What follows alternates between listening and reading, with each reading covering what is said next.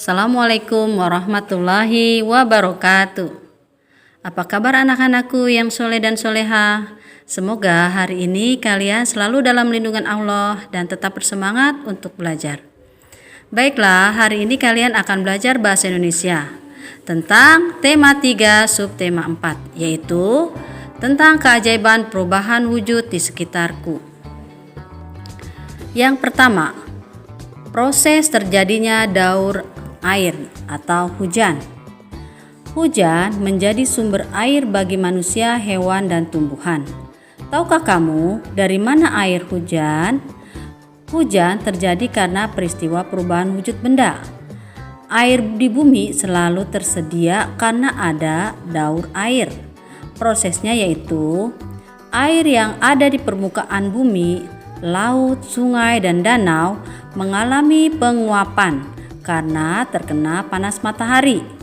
Tahap ini dinamakan evaporasi. Air yang terkandung dalam tumbuhan juga mengalami penguapan. Ini disebut dengan transpirasi. Uap air lalu naik menuju atmosfer bumi. Semakin tinggi dari permukaan bumi, uap air tersebut akan mengalami pendinginan dan membentuk titik-titik air. Proses perubahan uap air menjadi titik-titik air disebut kondensasi atau pengembunan. Kumpulan titik-titik air tersebut kemudian akan membentuk gumpalan awan. Awan yang mengandung banyak titik-titik air akan menjadi lebih berat. Jika awan sudah tidak mampu lagi menampungnya, maka titik-titik air tersebut akan jatuh ke permukaan bumi dalam bentuk hujan. Proses ini disebut presipitasi. Proses menyerapnya air ke dalam tanah disebut infiltrasi. Yang kedua, proses pembuatan gula. Tahapan-tahapan proses pembuatan gula terdiri atas tahap pengolahan awal, dilakukan untuk memilih tebu yang memenuhi syarat, yaitu harus matang, bersih, dan segar. Tahap penggilingan, bertujuan untuk memeras air tebu yang dikenal dengan nira.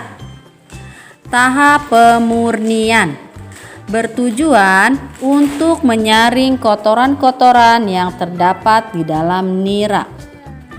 Proses penguapan, bertujuan agar nira yang tadinya cair menjadi lebih kental.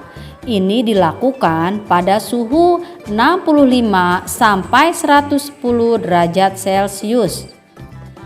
Tahapan kristalisasi dilakukan dengan cara memasukkan air nira kental ke dalam sebuah wadah, kemudian dipanaskan hingga airnya menguap dan menghasilkan kristal. Tahapan putaran dilakukan untuk memisahkan kristal dari larutan yang masih menempel. Tahapan pengeringan dan pendinginan, kristal gula yang sudah kering kemudian ditampung di dalam wadah yang besar. Proses pembuatan coklat.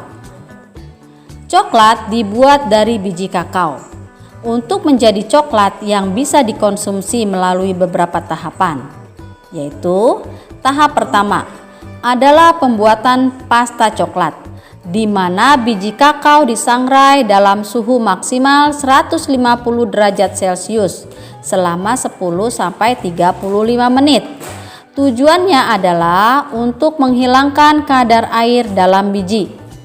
Tahap kedua, proses penggilingan atau pelumatan. Tujuannya untuk memperoleh pasta coklat. Tahap selanjutnya, pasta coklat dicampur dengan sukrosa, lemak coklat, susu, dan bahan lainnya sesuai dengan rasa yang diinginkan. Setelah semua tercampur, kemudian masuk ke tahap pelembutan. Adonan coklat yang berbentuk cair kemudian dicetak dan dilakukan pendinginan. Yang selanjutnya, proses terjadinya kabut. Kabut yang biasa terlihat pada pagi dan sore hari berbentuk seperti kumpulan awan yang melayang-layang di permukaan tanah.